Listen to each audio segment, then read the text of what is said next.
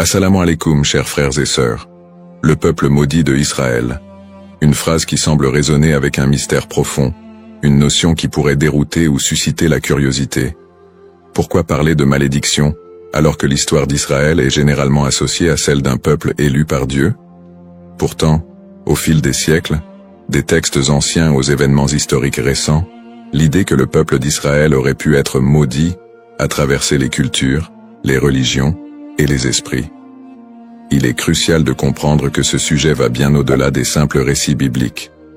Il s'ancre dans une histoire complexe, où la théologie, les prophéties et les malheurs historiques sont intimement liés.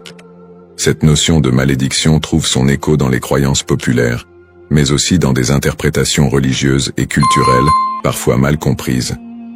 Pourquoi ce sujet mérite-t-il notre attention aujourd'hui? Parce que ce n'est pas simplement un concept historique, mais une idée qui a façonné la perception mondiale d'un peuple tout au long des âges.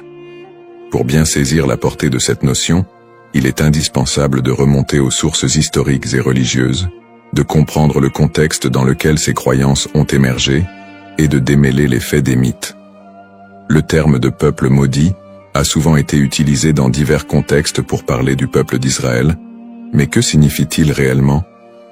Dans la Bible, en particulier dans l'Ancien Testament, les relations entre le peuple hébreu et Dieu sont parfois marquées par des promesses de bénédiction, mais aussi des avertissements de malédiction en cas de désobéissance.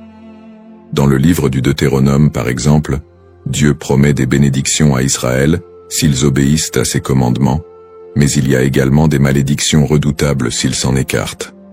Parmi ces malédictions, on trouve des prophéties qui parlent d'exil, de souffrance et de dispersion à travers le monde. Ces passages ont alimenté des siècles d'interprétations théologiques, renforçant l'idée que certaines périodes de souffrance du peuple juif pourraient être vues comme des châtiments divins. Au-delà de la Bible, l'histoire du peuple d'Israël, marquée par les conquêtes, les destructions, l'exil et les persécutions, a renforcé cette image d'un peuple qui porte un poids historique lourd. Depuis la destruction du premier et du second temple de Jérusalem, en passant par les diasporas forcées, jusqu'aux tragédies plus récentes comme la Shoah, beaucoup ont vu dans ces événements des échos de ces anciennes malédictions bibliques. Mais ces interprétations ne sont pas uniquement religieuses. Elles se sont parfois transformées en idéologie politique et sociale. La perception négative et les stéréotypes autour du peuple juif au cours de l'histoire ont souvent renforcé cette idée de malédiction, parfois utilisée pour justifier des discriminations et des persécutions. La notion de peuple maudit a ainsi été instrumentalisée à travers les siècles. Avant de commencer cette vidéo, n'oubliez pas de liker cette vidéo, car cela nous donne beaucoup de force pour continuer à partager du contenu bénéfique. Et je vous invite à vous abonner à notre chaîne et d'activer la cloche de notification pour rester informé de nos prochaines publications sur la foi islamique. Merci et bonne vidéo. L'objectif de cette vidéo est d'analyser et de comprendre cette idée complexe et souvent mal interprétée de peuple maudit. Quelles en sont les racines historiques, religieuses et sociales? Comment a-t-elle évolué au fil du temps, et pourquoi est-elle encore parfois utilisée pour expliquer des événements tragiques dans l'histoire du peuple juif? Alors, restez avec moi jusqu'à la fin pour découvrir cela. Si vous avez des questions ou des commentaires en cours de route, n'hésitez pas à les laisser en bas. J'apprécie beaucoup vos retours. Allons-y. Au cours de cette vidéo, nous allons explorer les textes religieux qui évoquent cette malédiction, en particulier la Bible et d'autres écrits anciens. Revisiter les grandes étapes de l'histoire d'Israël, de l'époque biblique jusqu'à nos jours, pour comprendre comment ces événements ont pu renforcer cette idée dans les esprits. Discuter des interprétations théologiques de ces malédictions, et comment elles ont été perçues par différentes religions et cultures à travers le monde. Démystifier cette notion en explorant les aspects symboliques et les récupérations idéologiques qui ont façonné cette image négative. Cette exploration vous permettra de comprendre les tenants et aboutissants de cette idée profondément enracinée dans l'histoire de l'humanité. Il est important de ne pas se laisser emporter par des idées simplistes, mais de creuser la profondeur de ce concept pour en dégager des vérités historiques et spirituelles. Origine d'Israël. L'histoire du peuple israélite débute avec les récits bibliques de la Genèse, où Dieu promet à Abraham, un patriarche hébreu, qu'il deviendra le père d'une grande nation. Cette promesse divine est le point de départ de la formation du peuple d'Israël. Selon la tradition, Abraham, Isaac, son fils, et Jacob, son petit-fils, sont les ancêtres directs de ce peuple, souvent appelés les patriarches. Jacob, après avoir lutté avec un ange, reçoit de Dieu un nouveau nom, Israël, et ses descendants sont appelés les Israélites. Le livre de l'Exode raconte l'histoire de la libération du peuple hébreu de l'esclavage en Égypte sous la direction de Moïse. C'est un moment fondamental dans l'histoire d'Israël, où Dieu scelle une alliance avec les Israélites au mont Sinaï. Dieu y remet les 10 commandements à Moïse, posant ainsi les bases des lois morales et religieuses qui guideront le peuple élu. Cette alliance est une promesse de protection divine en échange de l'obéissance aux lois de Dieu. À partir de là, Israël se constitue progressivement en nation, après la conquête de la terre promise sous Josué. Cette période est marquée par des hauts et des bas, alors que les Israélites tentent de rester fidèles à leur alliance avec Dieu. Toutefois, au fil des siècles, leur histoire est ponctuée d'infidélités religieuses, de guerres et de conquêtes par d'autres puissances, ce qui engendrera l'accomplissement de certaines prophéties de malédiction. Les prophéties et les malédictions. Dans l'Ancien Testament, en particulier dans le Deutéronome, Dieu fait à Israël des promesses de bénédiction conditionnelles à leur fidélité, mais également des avertissements de malédiction en cas de désobéissance. Le chapitre 28 du Deutéronome est l'un des textes clés qui évoque les conséquences potentielles de l'infidélité. Dieu promet prospérité et paix si le peuple respecte ses commandements, mais des malédictions terribles en cas de rébellion. Les malédictions incluent des catastrophes naturelles, des défaites militaires, des maladies, et finalement, l'exil et la dispersion parmi les nations étrangères. Parmi les prophètes qui ont développé cette idée de malédiction, Ézéchiel et Jérémie sont 2 figures centrales. Ézéchiel, actif pendant l'exil babylonien, insiste sur le lien entre l'exil du peuple et leur transgression. Il prophétise que la destruction de Jérusalem et l'exil sont des punitions divines pour l'injustice sociale, l'idolâtrie et l'infidélité religieuse du peuple. Toutefois, il apporte aussi un message d'espoir. Après le châtiment, un retour et une restauration sont possibles si le peuple se repent. Jérémie, qui vécut également durant la chute de Jérusalem en 586 avant Jésus-Christ, avertit constamment le peuple des malheurs à venir s'il ne se détourne pas de l'idolâtrie et des injustices. Il prophétise la destruction imminente du temple de Jérusalem et l'exil des Judéens en Babylonie. Dans Jérémie 25, il annonce que cette période d'exil durera 70 ans, après quoi Dieu permettra leur retour. Ces prophéties sont souvent vues comme des annonces de malédiction qui pèsent sur Israël en raison de son infidélité à l'alliance. Cependant, elles sont également porteuses d'un espoir de rédemption, promettant que si le peuple retourne à Dieu, il retrouvera sa place privilégiée. Une autre dimension importante des malédictions dans l'Ancien Testament concerne le temple de Jérusalem. La destruction du premier temple par les Babyloniens en 586 avant Jésus-Christ, puis la destruction du second temple par les Romains en 70 après Jésus-Christ, sont vus comme des châtiments pour la désobéissance du peuple. Ces événements ont renforcé l'idée d'un peuple souffrant sous le poids de la malédiction divine. Persécutions historiques. L'histoire du peuple d'Israël est marquée par une série de persécutions et d'exils, souvent perçues à travers le prisme des malédictions bibliques. Le premier grand exil, celui de Babylone, survient après la destruction du premier temple en 586 avant Jésus-Christ. Par la suite, les Babyloniens déportent une grande partie des habitants de Juda, ce qui marque le début d'une longue période de diaspora. Après un retour partiel en terre d'Israël et la reconstruction du temple, les siècles suivants ne sont pas exempts de nouvelles épreuves. La période hellénistique, marquée par les conquêtes d'Alexandre le Grand, puis la domination romaine, amène son lot de tensions religieuses et politiques. Le peuple juif subit de nouvelles persécutions, notamment sous l'occupation romaine.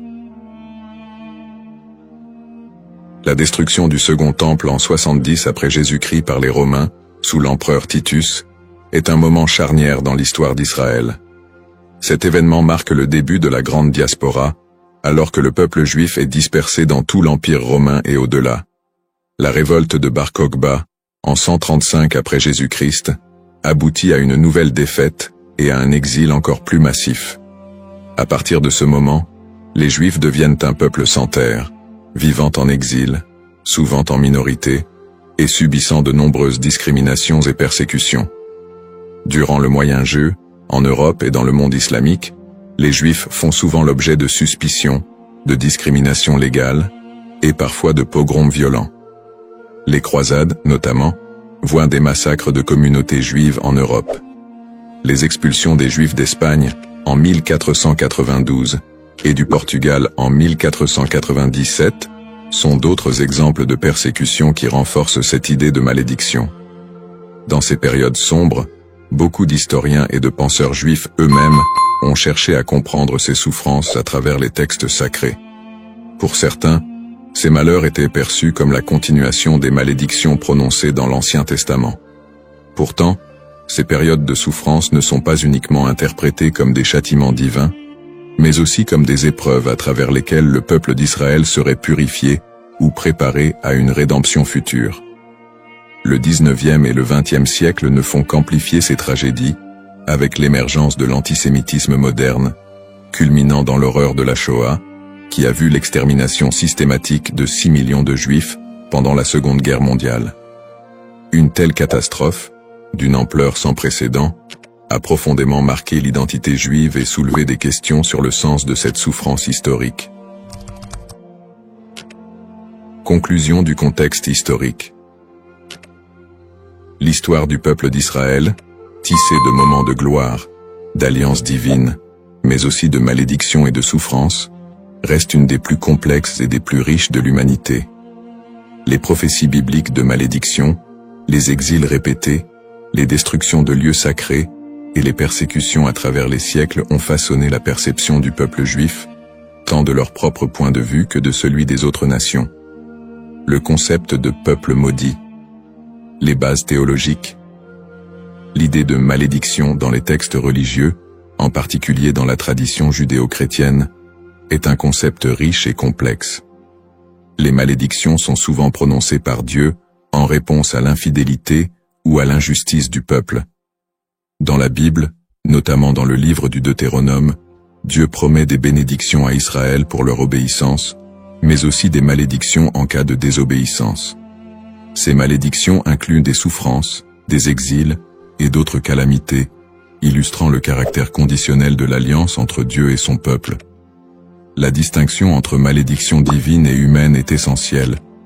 Les malédictions divines, souvent exprimées par des prophètes, sont vues comme des conséquences directes de l'action humaine contre les commandements divins. En revanche, les malédictions humaines peuvent découler de superstitions, de croyances populaires ou d'anathèmes lancés par des individus ou des groupes en réponse à des actes perçus comme immoraux. Cette différence met en lumière le rôle de la responsabilité humaine dans la réception de ces malédictions. Les prophètes, tels qu'Ézéchiel et Jérémie, jouent un rôle crucial dans la communication de ces malédictions. Leur message souligne que ces châtiments ne sont pas simplement des expressions de colère divine, mais des appels à la repentance et à la restauration. Ce cadre théologique souligne que les malédictions ne sont pas définitives et que le retour à la foi peut conduire à des bénédictions renouvelées. Malédiction et mythe. La notion de malédiction attachée au peuple d'Israël a donné lieu à de nombreuses interprétations populaires et mythes au cours des siècles. Dans les traditions chrétiennes et islamiques, des récits sur le peuple juif ont souvent été associés à des idées de punition divine. Ces interprétations, parfois teintées d'hostilité, ont conduit à la propagation de stéréotypes négatifs. Historiquement, des récits de malédiction ont été utilisés pour justifier des persécutions contre les Juifs. Par exemple, l'idée que le peuple juif a été maudit en raison de la crucifixion de Jésus a été utilisée pour alimenter l'antisémitisme. Ces interprétations ont pris racine dans des contextes sociopolitiques où le peuple juif était perçu comme un bouc émissaire, lors de périodes de crise ou de bouleversements sociaux. La manière dont ces malédictions ont été comprises et transmises à travers les siècles a également façonné les perceptions collectives du peuple juif. Les récits de souffrance et de malédiction ont souvent été amalgamés dans la culture populaire, créant un imaginaire collectif qui persiste jusqu'à aujourd'hui. Cette dynamique entre malédiction et mythe a ainsi contribué à la stigmatisation du peuple juif à travers l'histoire. Analyse moderne. Dans le contexte moderne, le concept de peuple maudit a pris des formes variées et a été réinterprété sous différents angles. L'antisémitisme historique, qui a trouvé ses racines dans ces idées de malédiction, demeure une réalité dans de nombreuses sociétés. Les stéréotypes associés à la malédiction continuent d'alimenter des préjugés, parfois de manière insidieuse, dans le discours contemporain.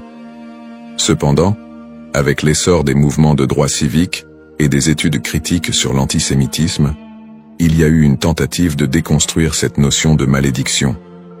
Des intellectuels et des théologiens contemporains cherchent à recontextualiser les récits bibliques en mettant en avant le message de rédemption et de justice qui les sous-tend. L'idée que les souffrances du peuple juif sont uniquement le résultat de la malédiction divine est de plus en plus contestée, au profit d'une approche qui valorise la résilience et l'identité culturelle du peuple juif. De plus, dans le cadre des dialogues interreligieux, il est crucial de dépasser les interprétations qui associent la souffrance à une malédiction éternelle. Les traditions religieuses sont de plus en plus appelées à collaborer pour combattre les préjugés et promouvoir la compréhension mutuelle. Dans ce contexte, le concept de malédiction est réévalué, non pas comme une fatalité, mais comme une occasion de réflexion sur les injustices sociales et historiques. En somme, le concept de peuple maudit est profondément ancré dans l'histoire religieuse et culturelle. Il invite à une réflexion sur la manière dont les textes sacrés et les croyances ont été interprétés à travers les âges, souvent avec des conséquences tragiques. L'exploration de ce thème permet non seulement de mieux comprendre les défis historiques du peuple juif, mais aussi de s'engager dans un dialogue constructif sur les identités et les histoires partagées dans le monde contemporain. La diaspora et les épreuves du peuple juif vit en diaspora. La diaspora juive, qui a débuté avec l'exil babylonien au VIe siècle avant JC, a été marquée par une série de défis sans précédent. Une fois dispersé à travers le monde, le peuple juif a dû naviguer dans des environnements souvent hostiles. Les communautés juives ont fait face à des persécutions, à des migrations forcées et à la ghettoisation, qui ont toutes contribué à forger leur identité collective. Dans de nombreux pays, les Juifs étaient considérés comme des étrangers, souvent sujets à la méfiance et à la stigmatisation.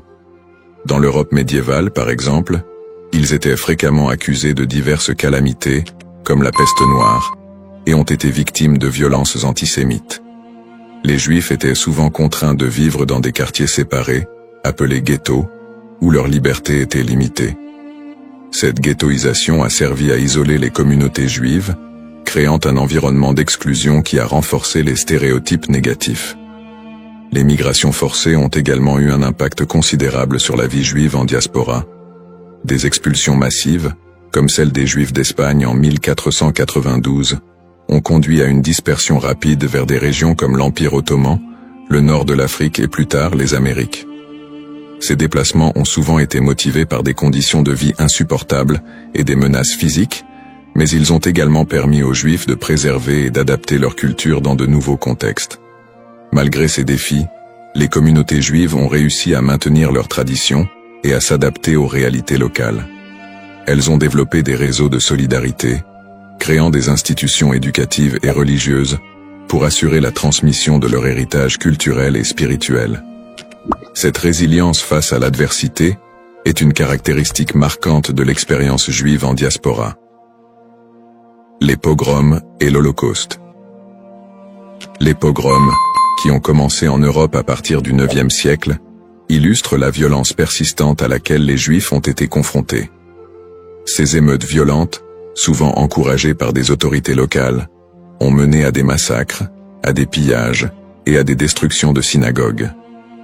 Un des pogroms les plus connus est celui de Kitchinev en 1903, qui a entraîné la mort de dizaines de Juifs et laissé des centaines d'autres blessés. Le XXe siècle a vu la tragédie de l'Holocauste, un génocide qui a coûté la vie à 6 millions de Juifs pendant la Seconde Guerre mondiale. Les nazis ont systématiquement exterminé les Juifs européens, mettant en place des camps de concentration et d'extermination. Malgré ces persécutions violentes, de nombreuses histoires de survie émergent, mettant en lumière le courage et la détermination du peuple juif. Des groupes de résistance, des réseaux de sauvetage et des actes de bravoure individuels témoignent de la volonté de maintenir l'humanité et la dignité face à l'inhumanité. L'Holocauste a laissé une empreinte indélébile sur la mémoire collective juive. Les survivants ont dû reconstruire leur vie dans un monde souvent indifférent à leurs souffrances.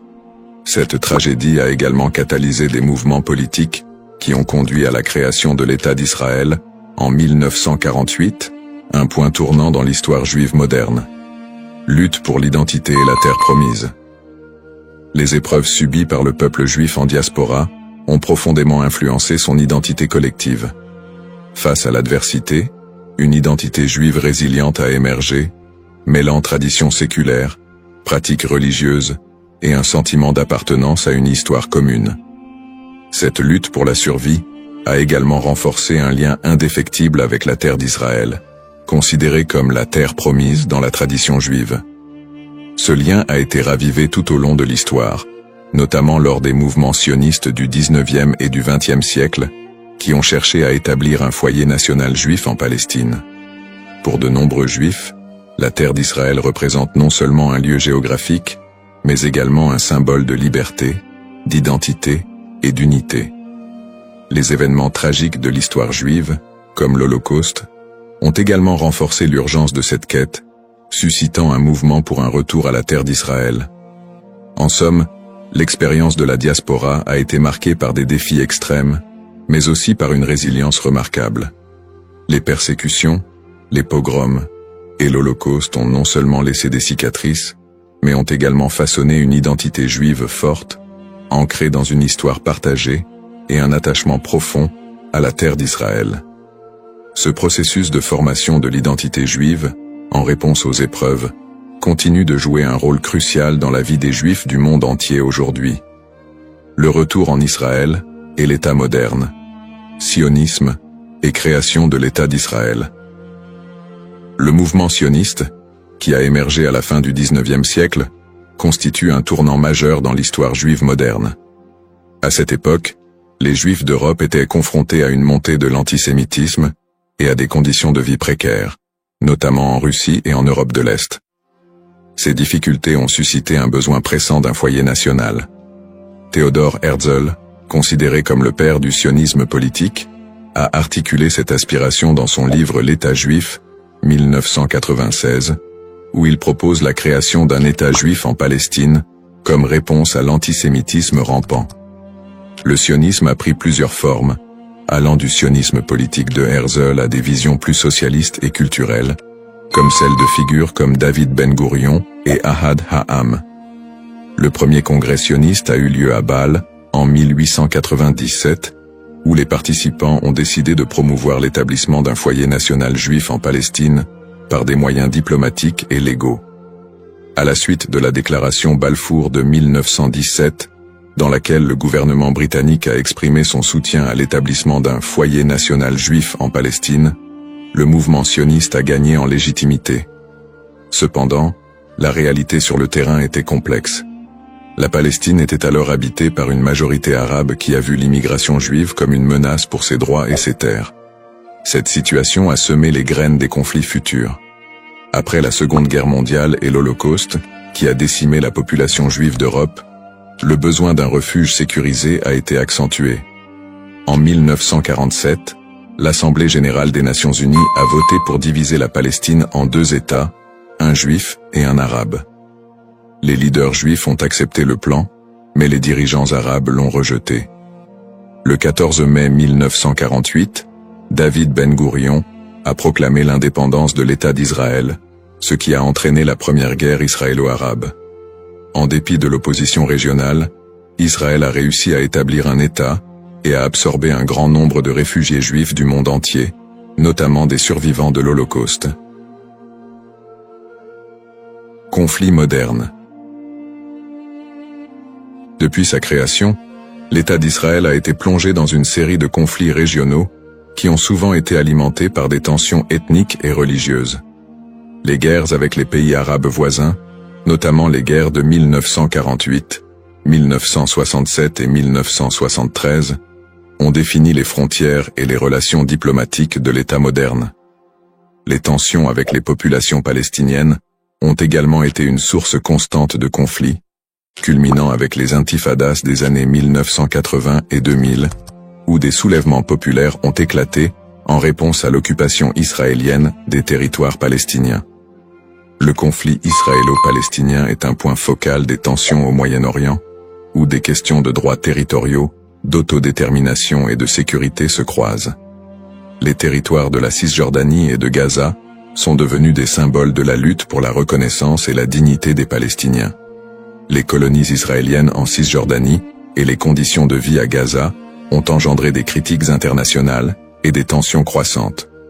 Sur le plan religieux, les sites sacrés tels que Jérusalem revêtent une signification particulière pour les Juifs, les chrétiens et les musulmans, exacerbant les conflits. L'accès aux lieux saints est souvent un point de discorde, avec des épisodes de violence autour du mont du Temple et du dôme du Rocher. Peut-on encore parler d'un peuple maudit aujourd'hui? La question de savoir si l'on peut encore parler d'un peuple maudit aujourd'hui mérite d'être examinée sous différents angles. D'une part, le peuple juif a par moments été perçu comme victime d'une malédiction, surtout dans le contexte des souffrances historiques, des persécutions et de l'Holocauste.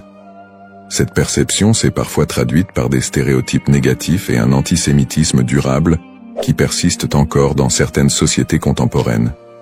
D'autre part, l'idée de peuple maudit ne rend pas pleinement compte de la résilience, de l'innovation et des contributions culturelles des Juifs à la société mondiale.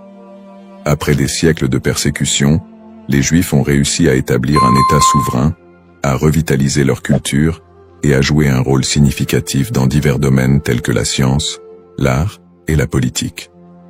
Cette renaissance culturelle et nationale contredit l'idée d'une malédiction éternelle.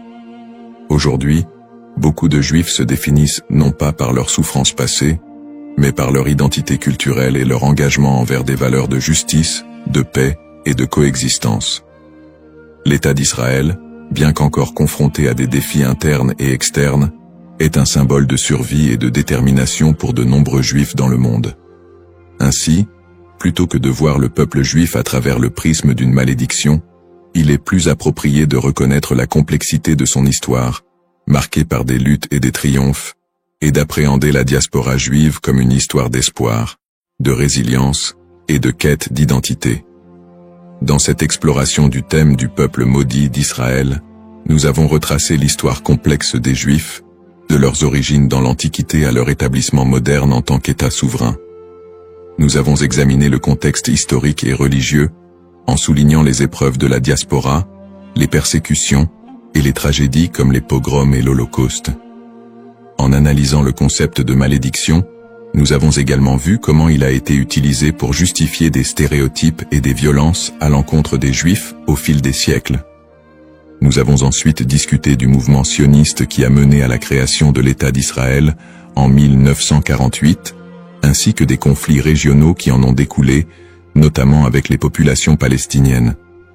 Ces tensions, alimentées par des enjeux historiques, ethniques et religieux, continuent de façonner la réalité actuelle du pays.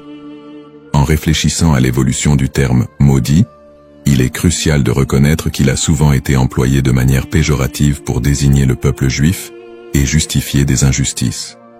Cependant, au fil du temps, cette notion a été déconstruite. De nos jours, parler de peuple maudit ne rend plus compte de la diversité et de la résilience des communautés juives.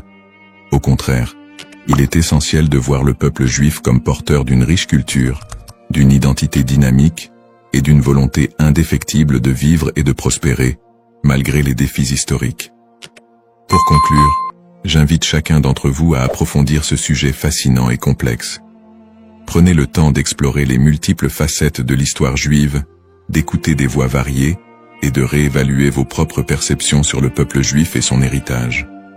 En favorisant la compréhension et l'empathie, nous pouvons tous contribuer à un dialogue constructif qui transcende les stéréotypes et promeut la paix et la coexistence. Le parcours historique du peuple juif est une leçon pour tous sur la résilience, l'identité et la quête de justice. Assalamu alaikum wa rahmatullahi wa barakatuh, chers frères et sœurs. Bienvenue sur notre chaîne, Parole d'Allah. Aujourd'hui, nous plongeons dans l'un des moments les plus spirituels de l'année, le mois de Ramadan. Ce mois béni, où les portes du paradis s'ouvrent et celles de l'enfer se ferment, est un moment de purification de l'âme et de rapprochement avec notre Créateur. Le Ramadan est une période durant laquelle notre lien avec Allah se renforce par la prière, le jeûne et surtout l'invocation, doua. Chaque prière et chaque doua prononcée en ce mois possède une force et une bénédiction particulière. Dans cette vidéo, nous allons explorer un doua spécifique, puissant et significatif que vous pouvez réciter pendant ce mois sacré. Nous verrons comment cette invocation peut transformer nos vies et nous rapprocher davantage de la miséricorde d'Allah. Avant de commencer cette vidéo, n'oubliez pas de liker cette vidéo, car cela nous donne beaucoup de force pour continuer à partager du contenu bénéfique. Et je vous invite à vous abonner à notre chaîne et d'activer la cloche de notification pour rester informé de nos prochaines publications sur la foi islamique. Partagez-la avec vos proches et laissez un commentaire pour me dire ce que vous en pensez. Merci et bonne vidéo. L'importance du doua dans le mois de Ramadan. Le mois de Ramadan est une période inégalée dans l'année où Allah accorde une miséricorde et une bénédiction infinie à ceux qui s'y consacrent pleinement. Parmi les plus grandes bénédictions de ce mois figure l'importance du doua. En effet, le prophète Muhammad, paix et bénédiction sur lui, a dit « Il y a 3 personnes dont l'invocation n'est jamais rejetée. Celui qui jeûne jusqu'à ce qu'il rompe son jeûne, le juste dirigeant, et celui qui fait doua pour son frère en son absence. » Tirmidhi. Ce hadith montre clairement que pendant le Ramadan, les invocations sont particulièrement efficaces et puissantes. Le mois de Ramadan est un moment unique où les portes du ciel sont largement ouvertes et où Allah écoute plus attentivement les prières de ses serviteurs. C'est un mois de pardon et de miséricorde, une occasion en or pour demander à Allah ce que l'on désire, que ce soit la purification de l'âme, la guérison ou la bénédiction dans nos vies. Le prophète Muhammad, paix et bénédiction sur lui, nous a également enseigné que, quand le Ramadan commence, les portes du paradis s'ouvrent, les portes de l'enfer se ferment et les démons sont enchaînés. Sahih al-Bukhari. Cela témoigne de l'atmosphère spirituelle particulièrement propice pour faire des douas pendant ce mois. Le mois de Ramadan est aussi l'occasion de vivre des événements spirituels d'une importance capitale, notamment la nuit du destin, Laylat al-Qadr.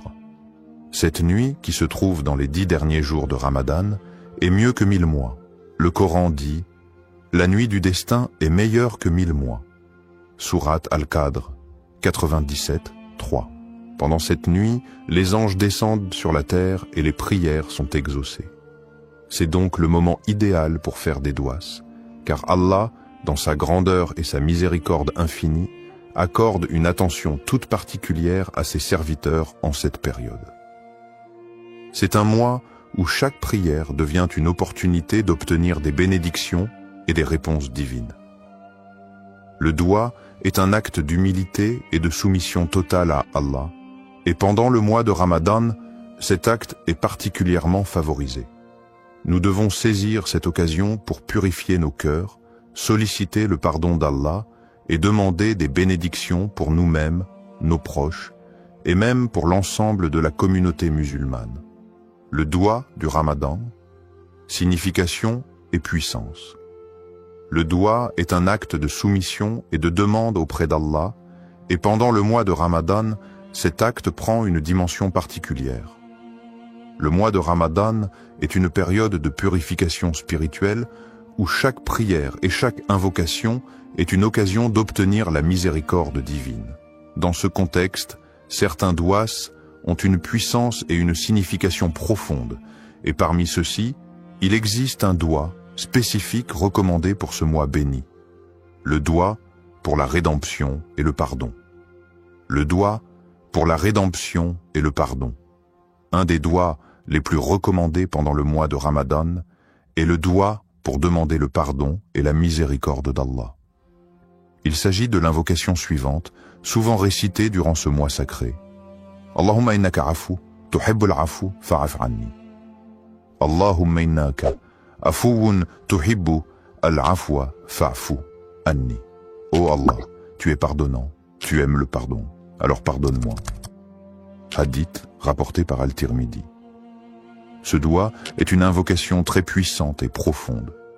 Elle est recommandée de manière spéciale durant les dernières nuits de Ramadan, notamment durant la nuit du destin, Laylat al-Qadr, lorsque les bénédictions et les bénédictions divines sont multipliées. Le doua exprime l'humilité et le besoin absolu de la miséricorde d'Allah. Signification des mots et impact spirituel. Chaque mot de ce doua est riche en signification et en implications spirituelles. Voici une explication détaillée de ces éléments clés. Allahumma innaka. Ce mot commence l'invocation par le nom d'Allah, une manière de se rappeler qu'Allah est celui vers qui toute demande doit être adressée. Ce début marque le recueillement, le respect et l'humilité devant Allah. Afuwun. Cela fait référence à la qualité divine d'Allah qui est pardonnant. Ce mot indique une forme de pardon bienveillant, plus que simplement accorder le pardon.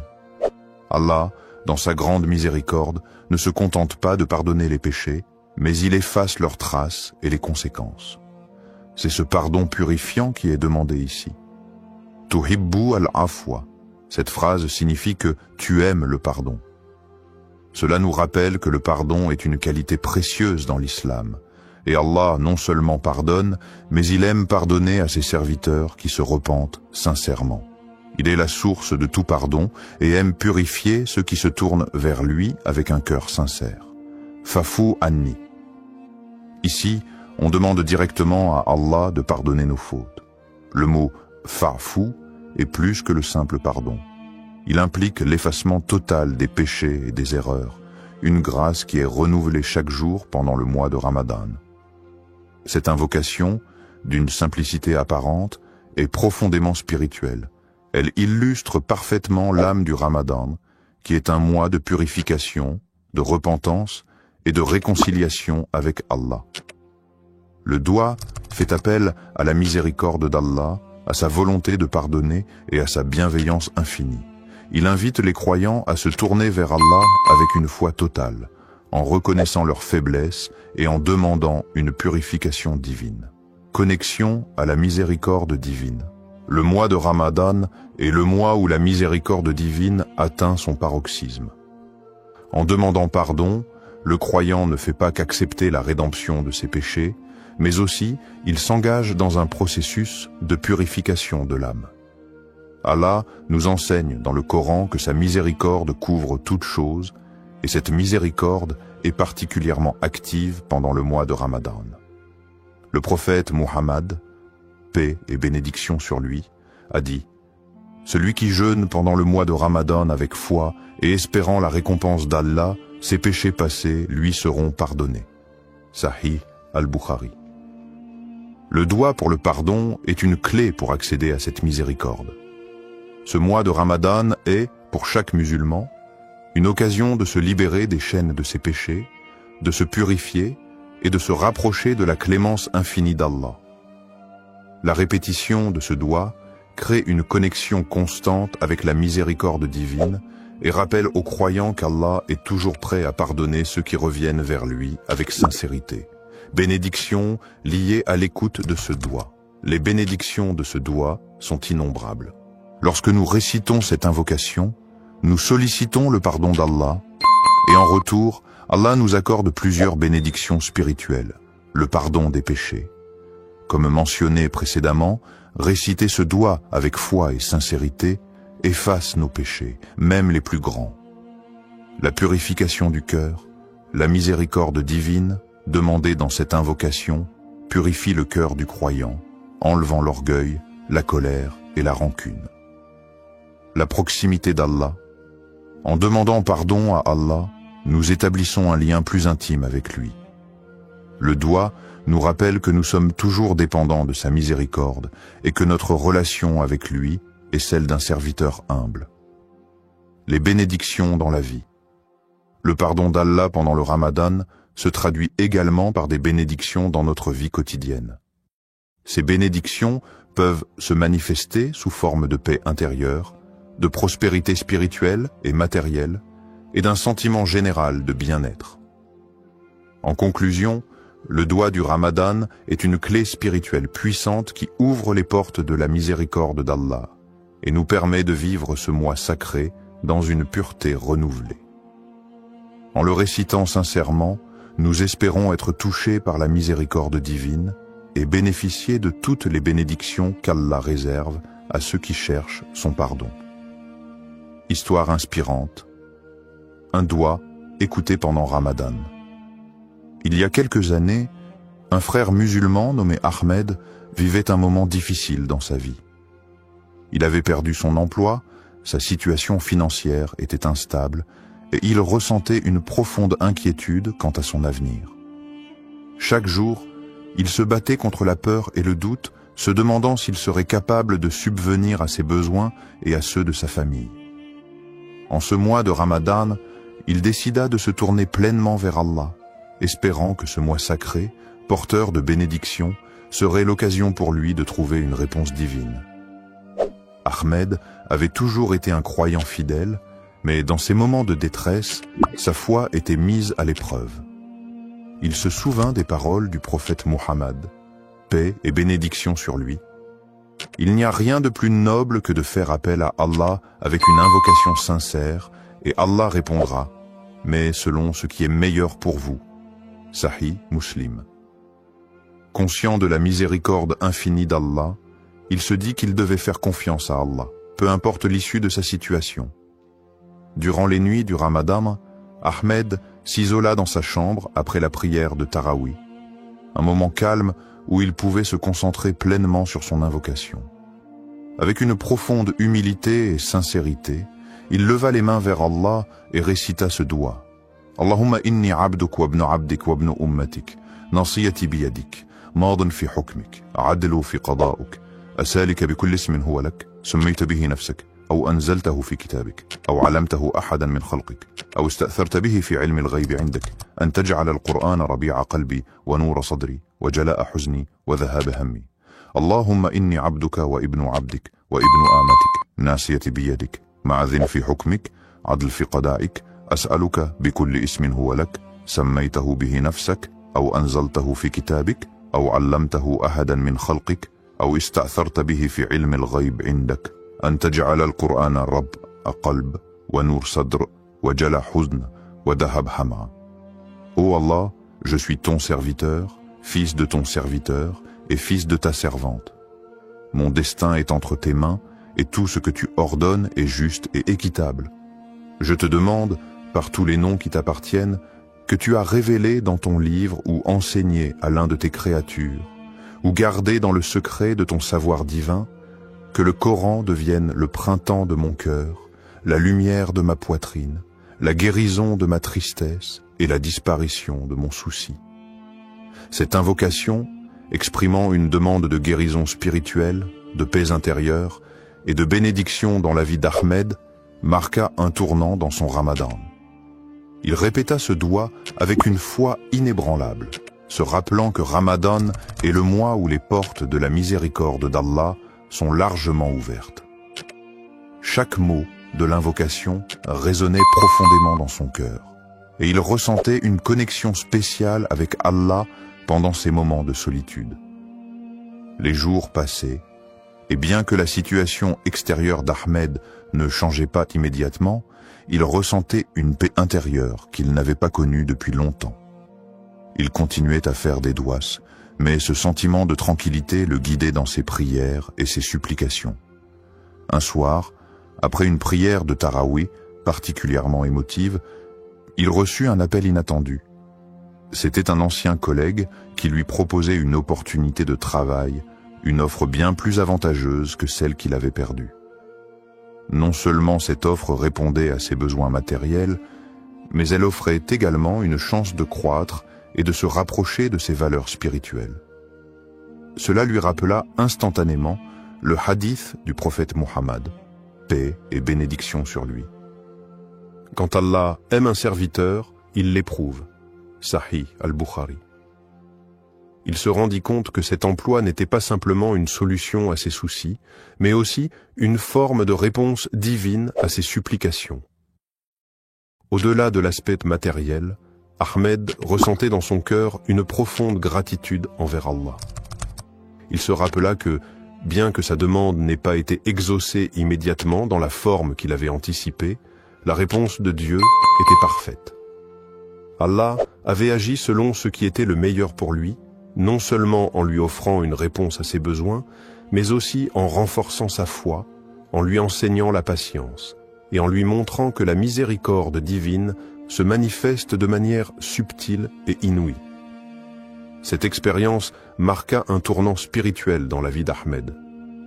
Il comprit que chaque doua, même si la réponse n'est pas immédiate ou n'est pas conforme à nos attentes, est écoutée par Allah. Parfois, la réponse vient sous une forme différente de ce que nous imaginons, mais elle est toujours en accord avec ce qui est le mieux pour nous. Ce Ramadan, il apprit à se remettre complètement entre les mains d'Allah, à faire confiance à son plan, et à voir chaque épreuve comme une occasion d'approfondir sa foi. L'histoire d'Ahmed nous rappelle que chaque doua, pendant Ramadan, est un acte de foi, une forme de soumission à Allah. Parfois, les bénédictions ne sont pas visibles tout de suite, mais elles sont toujours présentes, enveloppées dans la sagesse et la miséricorde d'Allah. Les conditions du doua acceptées, ce qu'Allah attend de nous dans le mois béni de Ramadan et tout au long de l'année, les invocations, douas, sont une occasion précieuse pour les croyants de se rapprocher d'Allah et de solliciter ses bénédictions.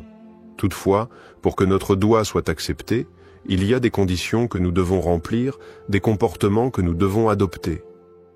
Allah, dans sa miséricorde infinie, répond à nos prières, mais cette réponse dépend souvent de la sincérité de notre cœur et de notre engagement envers lui. Première, la sincérité dans la prière et la pureté d'intention. La première condition pour qu'un doua soit accepté est la sincérité du cœur. Lorsque nous élevons nos mains en supplication, nous devons nous assurer que notre demande vient d'un cœur pur, exempt de toute hypocrisie. Le prophète Mohammed, paix et bénédiction sur lui, a dit « Lorsque vous invoquez Allah, invoquez-le avec un cœur pur. » Sunan at-Tirmidhi. Il est crucial que notre intention soit claire et que nous ne cherchions pas à obtenir des bénéfices mondains par nos prières, mais bien à chercher le plaisir d'Allah. Cette sincérité dans la prière renforce notre relation avec Allah, car c'est un acte d'adoration qui doit être fait uniquement pour lui. 2. Le rôle du tawakkul, la confiance en Allah, et la persévérance dans les invocations.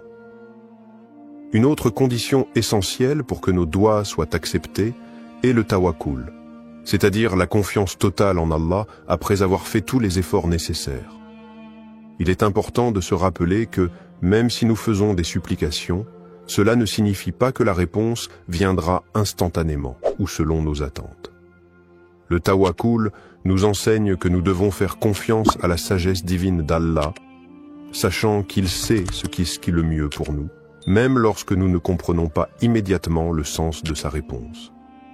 Le prophète, paix et bénédiction sur lui, a aussi dit « Ne vous lassez pas d'invoquer Allah, car parfois la réponse arrive plus tard qu'on ne le désire, et Allah connaît le meilleur moment pour exaucer votre prière. » Sahih al-Bukhari. La persévérance dans les invocations est donc essentielle. Ne pas perdre espoir dans les moments de difficulté est une marque de foi profonde. Troisième, l'humilité, l'adoration et la patience dans la réponse de Dieu. L'humilité est également un élément crucial pour l'acceptation de notre dua. En élevant nos mains vers Allah, nous devons nous rappeler que nous sommes de simples serviteurs devant le Créateur, pleins de faiblesses et de manques. C'est avec humilité que nous demandons à Allah de répondre à nos besoins. L'adoration sincère d'Allah et le fait de se soumettre pleinement à sa volonté sont des moyens pour que nos invocations soient exaucées. De plus, il faut être patient face à la réponse d'Allah, qu'elle soit immédiate ou non. Parfois, la réponse divine peut ne pas arriver dans la forme que nous attendions, ou elle peut être retardée pour des raisons que nous ne comprenons pas. Le prophète Muhammad, paix et bénédiction sur lui, nous enseigne que la patience dans l'attente de la réponse d'Allah fait partie intégrante du processus. Allah nous dit dans le Coran, « Et ton Seigneur dit, invoquez-moi, je vous répondrai. » Sourate Ghafir 40-60. Mais cette réponse peut arriver de manière différente, sous forme de bénédiction, de protection ou de tests qui renforcent notre foi. En conclusion, pour qu'un doua soit accepté, nous devons répondre à ces conditions essentielles, la sincérité de l'intention, la confiance totale en Allah, tawakkul, la persévérance dans les invocations, l'humilité dans notre supplication et la patience face à la réponse de Dieu. En agissant selon ces principes, nous cultivons une relation spirituelle profonde avec notre Créateur, et nos doigts sont davantage susceptibles d'être exaucés. Mais au-delà de l'exaucement immédiat, nous devons toujours garder à l'esprit que chaque réponse d'Allah est parfaite et qu'elle vient dans le meilleur des moments et selon sa sagesse infinie. Le doua comme moyen de purification spirituelle. Le mois de Ramadan n'est pas seulement une période de jeûne et d'abstinence, mais également un moment sacré de purification spirituelle. C'est une occasion unique pour les croyants de se rapprocher d'Allah, de purifier leur âme et de renforcer leur foi. Parmi les moyens les plus puissants pour accomplir cette purification, il y a le doua ou l'invocation. Le doua pendant Ramadan ne sert pas seulement à demander de l'aide ou des bénédictions, mais il joue un rôle essentiel dans le processus de purification du cœur et de l'âme. Premier, le doua comme outil de purification du cœur. Lorsqu'un croyant fait un doua, il se tourne vers Allah avec sincérité et humilité, cherchant sa miséricorde et son pardon. Cet acte d'invocation permet de purifier le cœur en le débarrassant de tout orgueil, de tout mal et de toute négativité.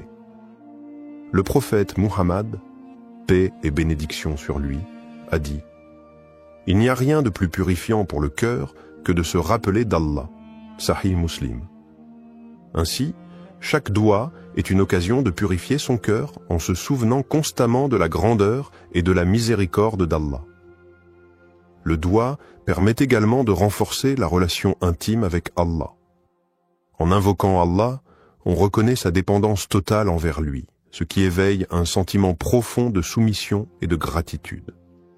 Ce processus aide à purifier le cœur des distractions mondaines et à focaliser notre attention sur ce qui est véritablement important dans la vie, l'adoration d'Allah. 2. L'aspect de repentance et d'auto-amélioration pendant le Ramadan. Le mois de Ramadan est le mois de la purification spirituelle par excellence.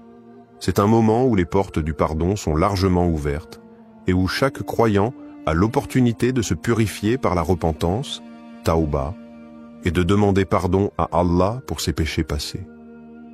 Le doua joue un rôle clé dans ce processus de repentance.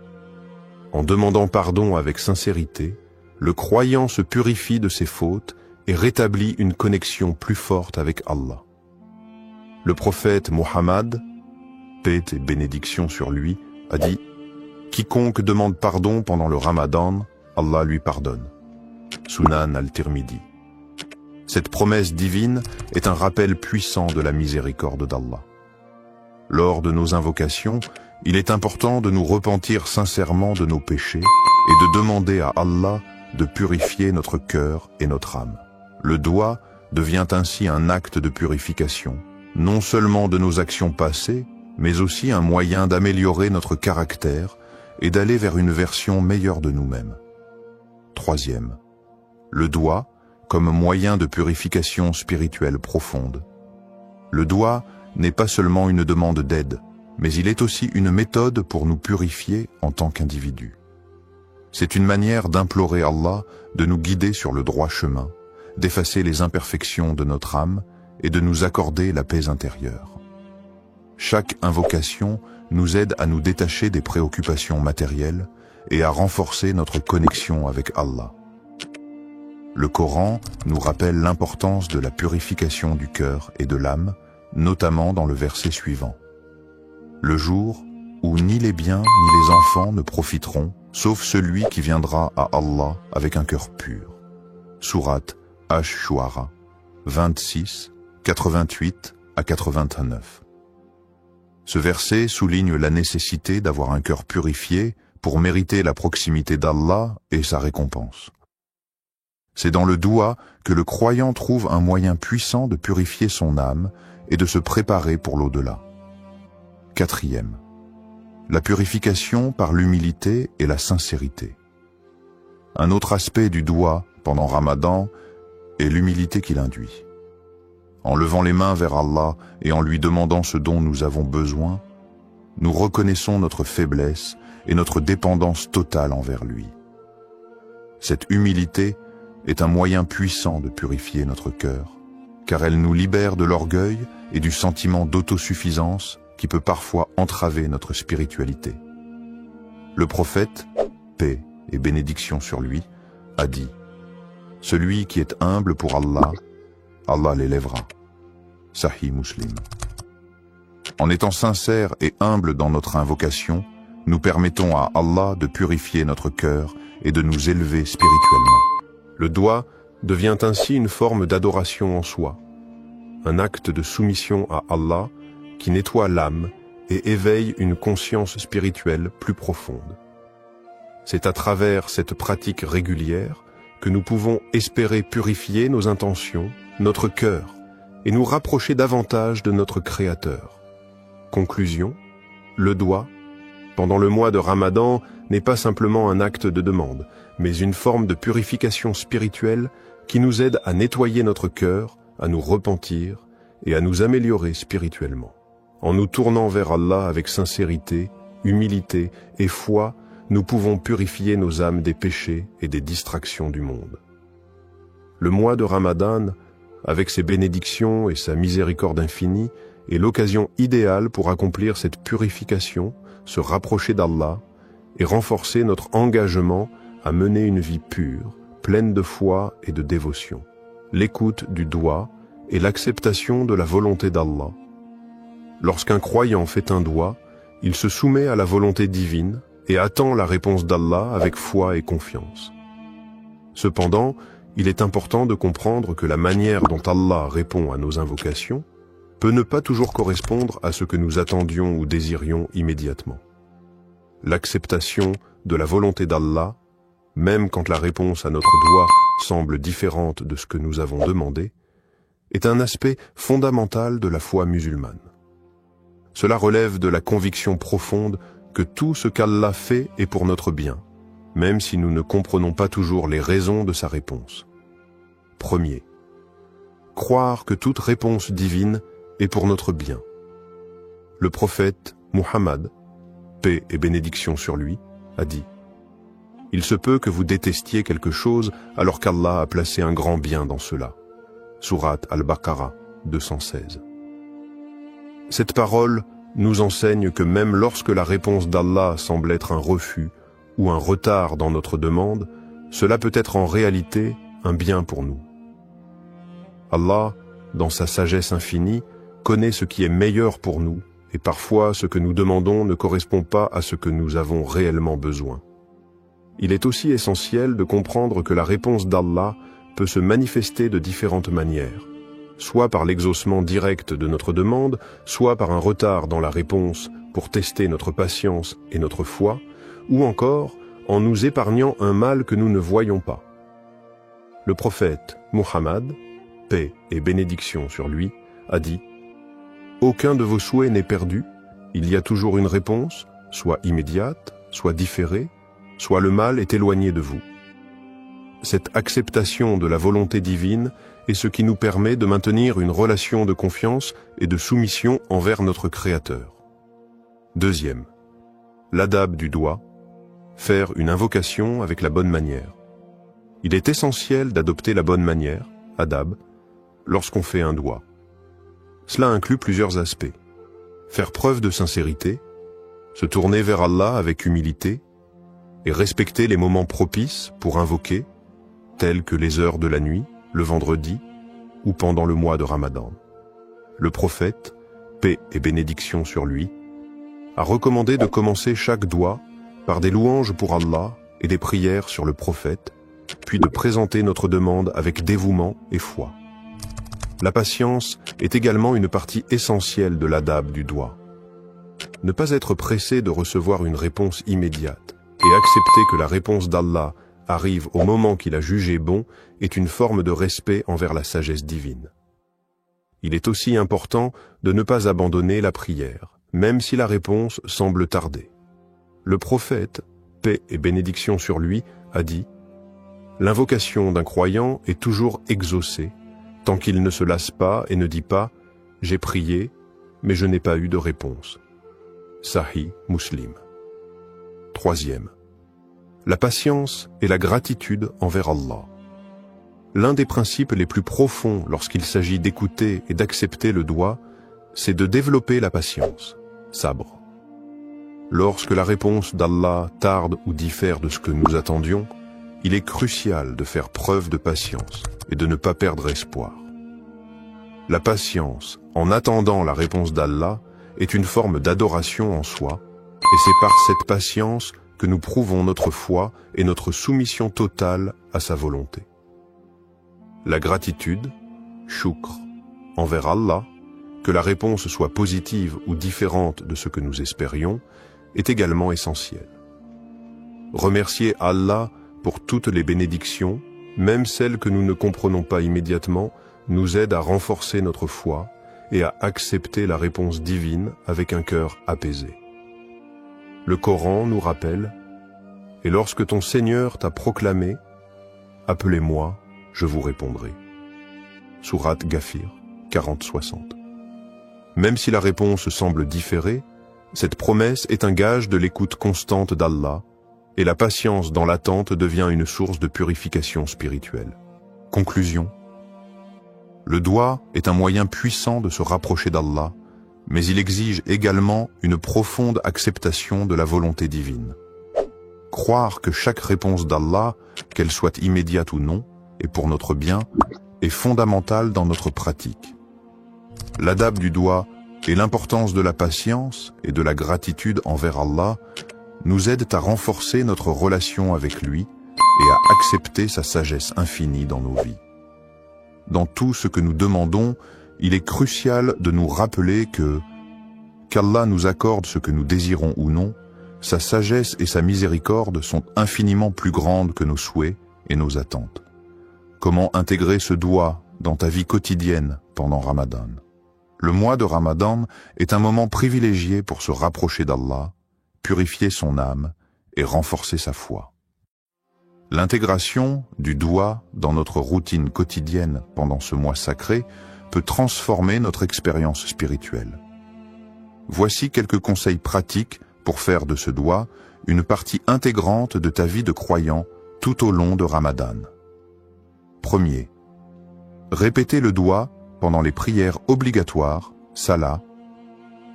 Les prières quotidiennes, salat, sont l'occasion idéale pour inclure ce doigt dans ton rituel spirituel. Après chaque prière obligatoire, prends un moment pour réciter le doigt en le répétant avec sincérité. Cela te permettra de renforcer ta connexion avec Allah à travers une prière structurée, tout en ayant l'opportunité de méditer sur chaque mot du doigt. Le mois de Ramadan, avec ses moments de tranquillité et de concentration spirituelle, est une période où tes prières peuvent être plus profondes et plus significatives. Ne limite pas ce doigt à des moments précis. Chaque salat est une occasion de répéter cet appel à la miséricorde divine. Plus tu répètes le doigt avec dévotion, plus tu t'imprègnes de ses significations profondes. 2. Intégrer le doigt dans tes moments de recueillement. Outre les prières obligatoires, les moments de recueillement tels que le tahajjud, prière de la nuit, le duha, prière du matin, ou même la période du fajr, avant l'aube, sont des occasions parfaites pour formuler ce doigt. Pendant ces moments de tranquillité, où l'esprit est plus apaisé, tu peux te concentrer pleinement sur les paroles que tu prononces et les émotions qu'elles suscitent. Ces moments de solitude avec Allah permettent de formuler des invocations sincères et réfléchies. Pendant Ramadan, profite de ces instants pour faire du doigt une pratique régulière et utilise chaque prière pour renforcer ton lien avec Allah. Le doigt pendant le tahajjud, en particulier, est une supplication qui est souvent exaucée, car ce moment est un des plus propices pour obtenir la miséricorde divine. 3. Méditer sur les significations profondes du doigt. Il est important de ne pas simplement réciter le doigt mécaniquement, mais de méditer sur les mots et leur signification. Lorsque tu récites ce doigt, prends le temps de réfléchir sur chaque phrase. Quel impact spirituel a chaque mot? Comment cela résonne-t-il avec ta situation personnelle, tes luttes, tes espoirs et tes désirs spirituels? Par exemple, en méditant sur les mots de demande de pardon et de miséricorde, tu peux comprendre combien ces qualités d'Allah sont immenses et comment elles affectent ta vie quotidienne. Chaque phrase de ce doigt peut être une opportunité d'introspection. L'important est de ne pas se contenter de la répétition, mais de vivre chaque mot avec une intention claire, ouverte à la guidance d'Allah. 4. Utiliser des moments de transition dans la journée pour répéter le doigt. Au-delà des prières formelles, utilise les moments de transition de ta journée pour intégrer ce doigt. Cela peut être pendant le temps que tu passes à la maison entre les prières, ou même lorsque tu fais des tâches quotidiennes. Par exemple, pendant que tu prépares le repas pour le suhour ou l'iftar, profite de ces instants pour répéter ce doigt dans ton cœur. Ces petites invocations pendant les activités quotidiennes peuvent renforcer ta présence spirituelle et te rappeler la bénédiction du mois de Ramadan. 5. Implique la famille et les proches dans l'invocation. Ramadan est aussi un mois de partage et de renouveau spirituel en famille et en communauté. Encourage ta famille, tes amis ou tes proches à faire le doigt ensemble. Lorsque vous êtes réunis pour l'iftar ou pour une prière en groupe, intégrez le doigt dans ce moment collectif. Cela peut renforcer l'effet spirituel du doigt, non seulement pour toi, mais aussi pour ceux qui t'entourent. Conclusion. Le mois de Ramadan offre une occasion en or pour renforcer notre relation avec Allah. Et intégrer ce doigt dans ta routine quotidienne est une manière puissante de vivre pleinement ce mois sacré. Que ce soit pendant les prières formelles, les moments de recueillement personnel, ou même dans les petites actions de la vie quotidienne, chaque instant est une opportunité de se rapprocher d'Allah. En méditant sur les significations du doigt et en l'intégrant à toutes les facettes de ta vie, tu t'ouvres à la miséricorde d'Allah et tu renforces ta foi, faisant de ce mois un moment véritablement transformateur. Conclusion et appel à l'action.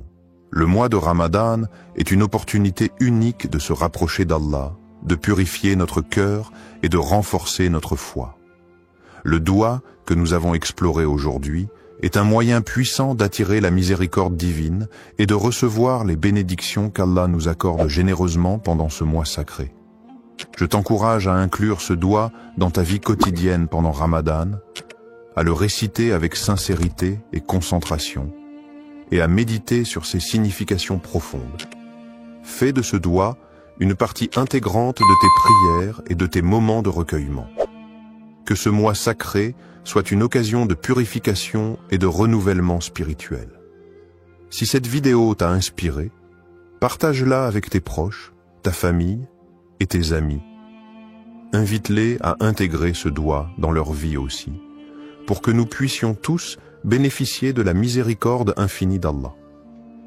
N'oublie pas que, même lorsque nous ne voyons pas immédiatement les résultats, Allah est toujours proche de nous et sa réponse est toujours pour notre bien.